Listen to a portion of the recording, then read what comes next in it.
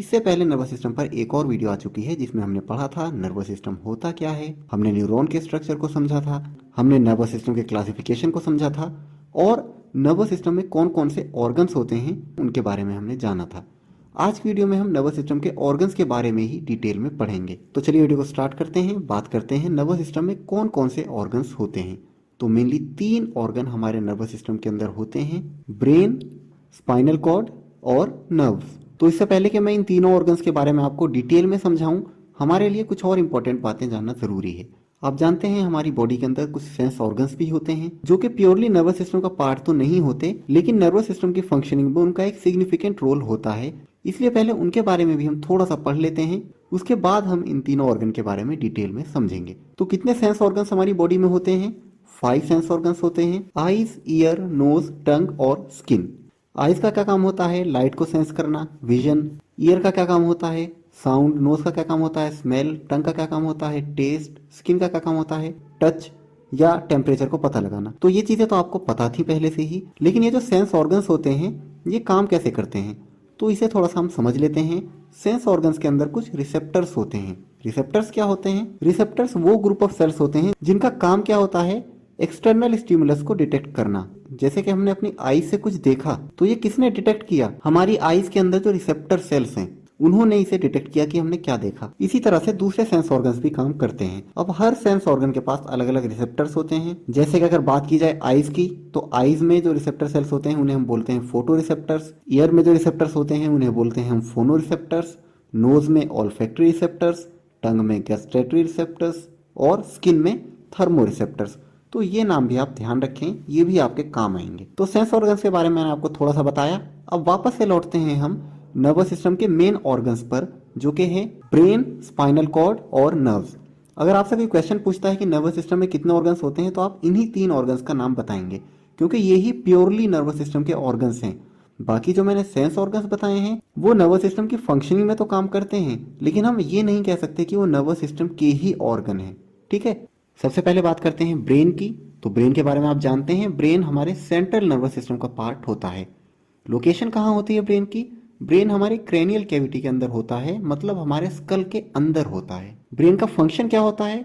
Brain का function होता है सेंसरी इंफॉर्मेशन को प्रोसेस करना। सेंसरी इंफॉर्मेशन मतलब जो सेंस ऑर्गन से हमें इंफॉर्मेशन मिली है उनको प्रोसेस करना। इनिशिएट रेस्पॉन्सेज मतलब क्या रेस्पॉन्ड करना है किस चीज का। मेमोरी को स्टोर करना, थॉट्स को जनरेट करना, इमोशंस वगैरह वगैरह, ये सब ब्रेन का फंक्शन होता है, जिसके बारे में हम आगे और डिटेल में समझेंगे। अब ब्रेन किस चीज का बना हुआ होता है? तो ब्रेन 2 टाइप के टिश्यूज से मिलकर के बना हुआ होता है। एक होता है ग्रे मैटर और दूसरा होता है व्हाइट मैटर। ग्रे मैटर उस टाइप के टिश्यूज होते हैं जो कि अनमाइलिनेटेड एक्सोन से मिलकर के बने हुए होते हैं, और व्हाइट मैटर वो टिश्यूज होते हैं जो कि माइलिनेटेड एक्सोन से मिलकर बने हुए होते हैं। अब ये माइलिनेटेड और अनमाइलिनेटेड एक्सोन क्या है? तो आपने न्यूरॉन का स्ट्रक्चर पिछली वीडियो में समझा था। आपको सिर्फ ये समझना है कि न्यूरॉन की जो टेल होती है जिसे हम एक्सोन बोलते हैं, उनमें जिस न्यूरॉन के एक्सोन के ऊपर माइलिन शीथ होती है वो माइलिनेटेड एक्सोन होते हैं, जिनकी वजह से थोड़ा व्हाइटिश कलर हो जाता है। और जो अनमाइलिनेटेड होते हैं, मतलब जिनमें एक्सोन साफ दिख रहा होता है, वो थोड़े ग्रे कलर के होते हैं। सिर्फ इतना याद रखें आप। और ब्रेन के बारे में सबसे इंपॉर्टेंट बात जो आपको याद रखनी है वो है ब्रेन 3 पार्ट में डिवाइडेड होता है, फोर ब्रेन, मिड ब्रेन और हाइंड ब्रेन, जिसे कुछ लोग हिंड ब्रेन भी बोल देते हैं। तो इन तीनों पार्ट्स के बारे में हम थोड़ा डिटेल में पढ़ लेते हैं।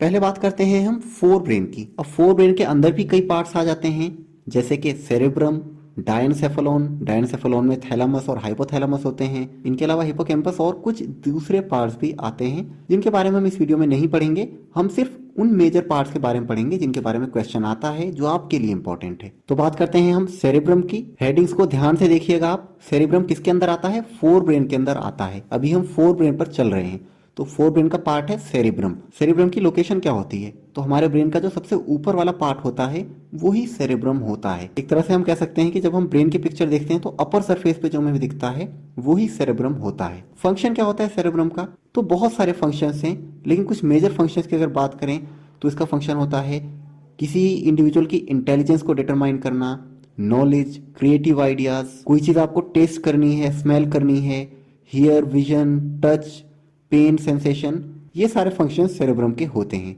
और भी बहुत सारे फंक्शंस होते हैं, लेकिन ये कुछ मेजर फंक्शंस हैं जिनके बारे में मैंने आपको बताया। इन बातों के अलावा कुछ और इंपॉर्टेंट बातें सेरेब्रम के बारे में आपको याद रखनी जरूरी हैं, जैसे कि सेरेब्रम हमारे ब्रेन का लार्जेस्ट पार्ट होता है। तो ये बात आप ध्यान रखेंगे, अगर आपसे कोई क्वेश्चन पूछता है कि हमारे ब्रेन का लार्जेस्ट पार्ट कौन सा है, तो आप क्या कहेंगे? सेरेब्रम। दूसरी बात, सेरेब्रम दो हेमिस्फेयर्स में डिवाइड होता है, राइट हेमिस्फेयर और लेफ्ट हेमिस्फेयर, जैसा कि आपको इस पिक्चर में दिख रहा है। तीसरी इंपॉर्टेंट बात, सेरेब्रम में 4 लोब्स होते हैं। इन चारों लोब्स का नाम भी आपको पता होना चाहिए।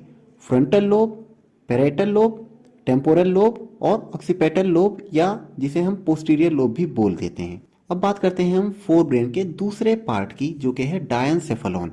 डायनसेफेलॉन के अंदर दो चीजें आती हैं, एक आता है थैलेमस और दूसरा होता है हाइपोथैलेमस। इन दोनों के बारे में भी पढ़ लेते हैं। पहले बात करते हैं थैलेमस की। तो थैलेमस की लोकेशन कहाँ होती है? थैलेमस हमारे हाइपोथैलेमस के ऊपर होता है और लगभग इसकी जो लोकेशन होती है वो हमारे ब्रेन के सेंटर में होती है। एग्जैक्ट तो सेंटर में नहीं कह सकते हम, लेकिन ऑलमोस्ट सेंटर में होती है थैलेमस की लोकेशन। अगर बात की जाए फंक्शन की, तो थैलेमस का फंक्शन क्या होता है? सेंसरी इंफॉर्मेशन को रिसीव करना और सेरेब्रम तक फॉरवर्ड कर देना, यही थैलेमस का मेन फंक्शन होता है। अब बात करते हैं हाइपोथैलेमस की। तो हाइपोथैलेमस की लोकेशन क्या है? हाइपोथैलेमस थैलेमस के नीचे होता है, मतलब इंफीरियर टू थैलेमस। हाइपोथैलेमस क्या करता है? हमारे नर्वस सिस्टम को हमारे एंडोक्राइन सिस्टम से कनेक्ट करता है वाया पिट्यूटरी ग्लैंड। अब नर्वस सिस्टम तो आपको पता है, नर्वस सिस्टम क्या होता है, क्या काम करता है, लेकिन ये एंडोक्राइन सिस्टम क्या है? तो एंडोक्राइन सिस्टम पर आप मेरी डिटेल वीडियो तो देख ही सकते हैं, लेकिन थोड़ा सा मैं आपको यहाँ भी बता देता हूँ। एंडोक्राइन सिस्टम क्या करता है? हमारी बॉडी के अंदर जो ग्लैंड्स होती हैं जो कि हॉर्मोन्स रिलीज करती हैं, और ग्लैंड के अंदर भी जो पिट्यूटरी ग्लैंड होती है वो मास्टर ग्लैंड होती है, वही दूसरी एंडोक्राइन ग्लैंड्स को कंट्रोल करती है। अगर पिट्यूटरी ग्लैंड हार्मोन्स रिलीज नहीं करेगी तो दूसरी ग्लैंड्स एक्टिव नहीं होंगी। तो आप कह सकते हैं कि हमारा जो पूरा एंडोक्राइन सिस्टम है वो हाइपोथैलेमस के ऊपर ही फुल्ली डिपेंडेंट होता है। अगर हाइपोथैलेमस प्रॉपर्ली फंक्शन नहीं करेगा तो पूरा जो हार्मोन्स का फंक्शन हमारी बॉडी के अंदर होता है वो भी प्रॉपर्ली वर्क नहीं करेगा, क्योंकि उसे एक्टिव करने के लिए पिट्यूटरी ग्लैंड को हार्मोन्स रिलीज करने होंगे, और पिट्यूटरी ग्लैंड जब ही ये काम कर पाएगी जबकि हाइपोथैलेमस उसे ऐसा करने को बोलेगा। तो समझ आ रहा है आपको कितना इंपॉर्टेंट ऑर्गन है हमारे ब्रेन के अंदर हाइपोथैलेमस। हाइपोथैलेमस और क्या क्या करता है? हमारा जो पूरा ऑटोनॉमिक नर्वस सिस्टम है, जिसके अंदर blood pressure, heart rate, digestion, respiration, emotions, इन सबको रेगुलेट करने में हाइपोथैलेमस का एक सिग्निफिकेंट रोल होता है। अब आगे बढ़ते हैं हम और बात करते हैं फोर ब्रेन के अगले पार्ट की, जो कि है हिपोकैम्पस।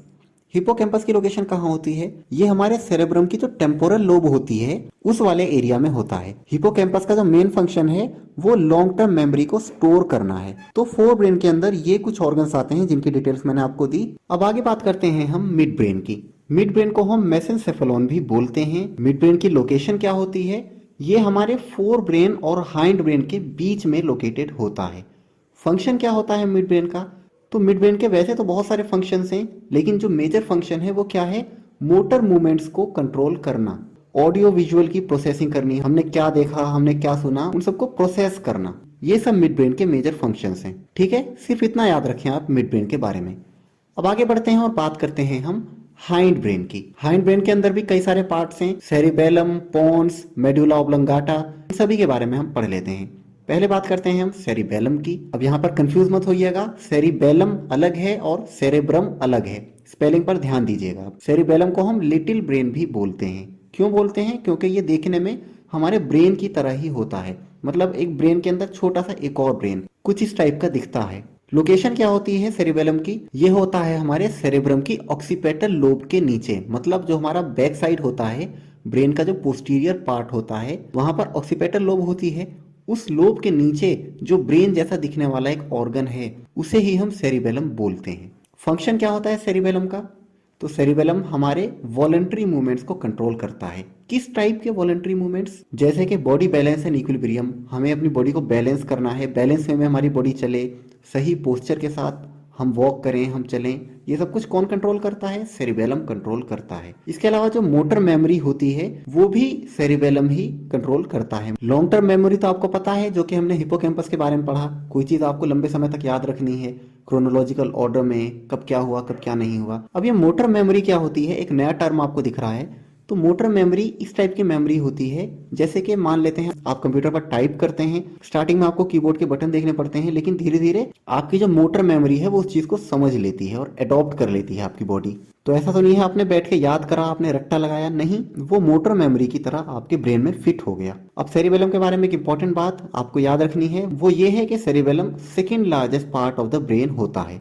लार्जेस्ट पार्ट मैंने सेरिब्रम को बताया था, और सेरिबेलम क्या है, सेकेंड लार्जेस्ट पार्ट है, ये भी आप ध्यान रखिएगा। अब आगे बढ़ते हैं और बात करते हैं हाइंड ब्रेन के नेक्स्ट ऑर्गन की, जो कि है पोन्स। पोन्स को हम ब्रिज भी बोलते हैं। लोकेशन क्या होती है पोन्स की, ये हमारे मिड ब्रेन और मेडुला ऑब्लंगाटा के बीच में होता है। फंक्शन क्या है पोन्स का, तो इसका जो मेजर फंक्शन है वो ये है कि हमारे बॉडी के कुछ इनवॉलंटरी एक्शंस को कंट्रोल करते हैं पोन्स। हमारा breathing pattern, rate of breathing, ये सब कुछ कौन कंट्रोल करता है, पोन्स कंट्रोल करते हैं। अब बात करते हैं हाइंड ब्रेन के नेक्स्ट ऑर्गन की, जो कि है मेडुला ऑब्लंगाटा। मेडुला ऑब्लंगाटा की लोकेशन क्या होती है, तो ये हमारे पोन्स और स्पाइनल कॉर्ड के बीच वाला पार्ट होता है, जो कि आपको हाईलाइटेड पोर्शन में दिख रहा है। मेडुला ऑब्लंगाटा को सिर्फ हम मेडुला भी बोल देते हैं, तो कंफ्यूज मत होइएगा।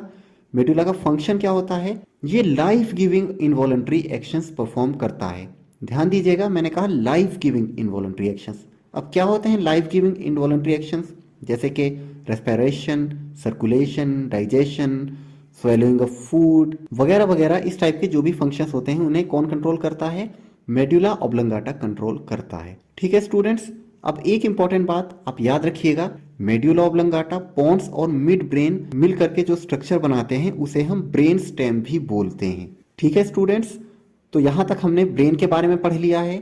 अब बात करते हैं हम नर्वस सिस्टम के नेक्स्ट ऑर्गन की, जो कि है स्पाइनल कॉर्ड। स्पाइनल कॉर्ड के बारे में आपको पता है, ये हमारे सेंट्रल नर्वस सिस्टम का ही पार्ट होता है, जिस तरह से ब्रेन सेंट्रल नर्वस सिस्टम का पार्ट है। स्पाइनल कॉर्ड एक थिन ट्यूब लाइक स्ट्रक्चर होता है। स्पाइनल कॉर्ड की एग्जैक्ट लोकेशन क्या है, ये मेडुला ऑब्लंगाटा के जो नीचे वाला पोर्शन है वहां से स्टार्ट होता है, और वर्टेब्रल कॉलम में जो लंबर वर्टेब्रा के फर्स्ट और सेकंड वर्टेब्रा होते हैं उनके बीच में जाकर के खत्म होता है।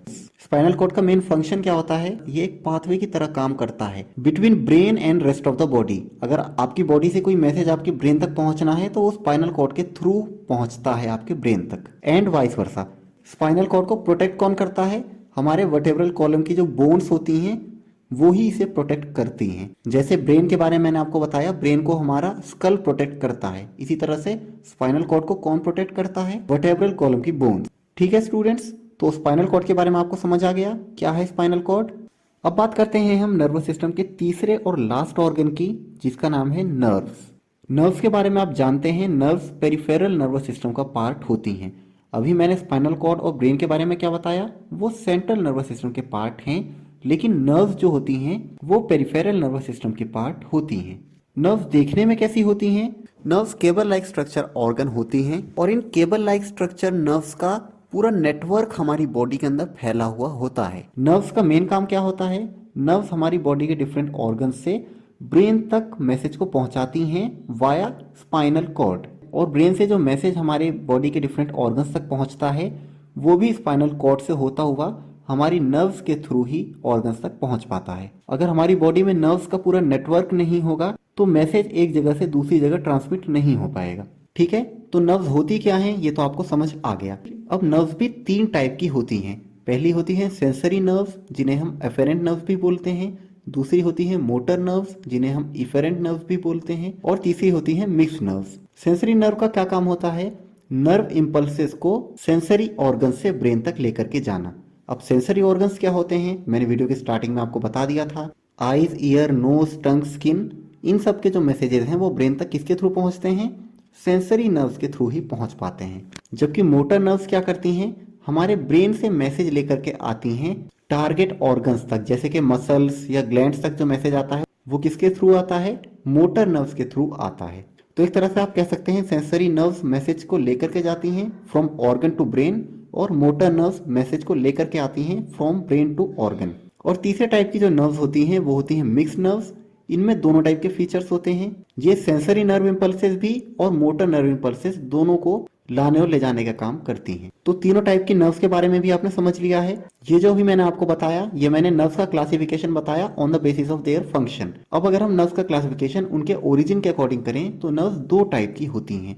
एक होती हैं क्रेनियल नर्व्स और दूसरी होती हैं स्पाइनल नर्व्स। क्रेनियल नर्व्स वो नर्व्स होती हैं जो कि डायरेक्टली ब्रेन से कनेक्टेड होती हैं, जबकि स्पाइनल नर्व्स वो नर्व्स होती हैं जो कि स्पाइनल कॉर्ड से कनेक्टेड होती हैं। अब क्रेनियल नर्व के कितने पेयर होते हैं? तो 12 पेयर्स होते हैं और स्पाइनल नर्व्स के 31 पेयर्स होते हैं। ये बातें भी आप ध्यान रखेंगे। तो स्टूडेंट्स, नर्वस सिस्टम के ऑर्गन्स के बारे में मैंने आपको बहुत ही डिटेल में समझा दिया है। कैसी लगी आपको ये वीडियो? कमेंट्स में लिखकर जरूर बताइए।